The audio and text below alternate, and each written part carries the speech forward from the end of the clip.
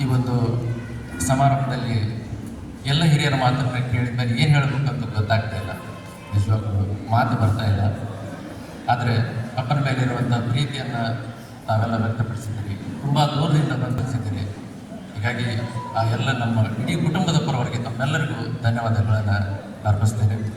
ಅಪ್ಪನ ಮೇಲೆ ಇರುವಂಥ ಪ್ರೀತಿ ನಮ್ಮ ಕುಟುಂಬದ ಮೇಲೆ ಇರಲಿ, ಹಿರಿಯರಾಗಿರುವಂಥ ನಮ್ಮೆಲ್ಲರ ಮೇಲೂ ನಿರಂತರವಾಗಿ ಇರಲಿ ಅಂತೇಳಿ ಆಶಿಸ್ತೇನೆ.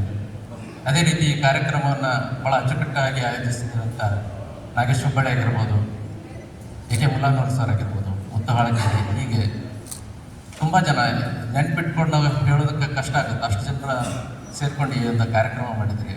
ನಿಮ್ಮೆಲ್ಲರಿಗೂ ಕೂಡ ನಾನು ಧನ್ಯವಾದಗಳನ್ನು ಅರ್ಪಿಸ್ತೇನೆ. ಈ ಹೊಸ ನಾಡು ಕಟ್ಟುವ ಕೆಲಸದವಾಗ, ಮನಸ್ಸುಗಳನ್ನು ಕಟ್ಟುವ ಕೆಲಸದವಾಗ, ಕನಸುಗಳನ್ನು ಕಟ್ಟುವ ಕೆಲಸದವಾಗ ನಮ್ಮ ಇಡೀ ಕುಟುಂಬ ನಿಮ್ಮ ಜೊತೆಗೆ ಹೆಜ್ಜೆ ಹಾಕುತ್ತೆ ಅಂತ ಹೇಳುತ್ತಾ ನನಗೆ ಮಾತಾಡೋಕ್ಕೆ ಅವಕಾಶ ಕೊಡೋದು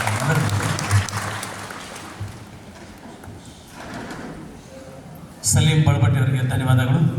ಶರೀಫ್ ಬೆಳೆಯಲ್ಲಿ ಅವರು ಬಂದು ಒಂದು ಕ್ರಾಂತಿ ಗೀತೆಯನ್ನು ಹೇಳಬೇಕು.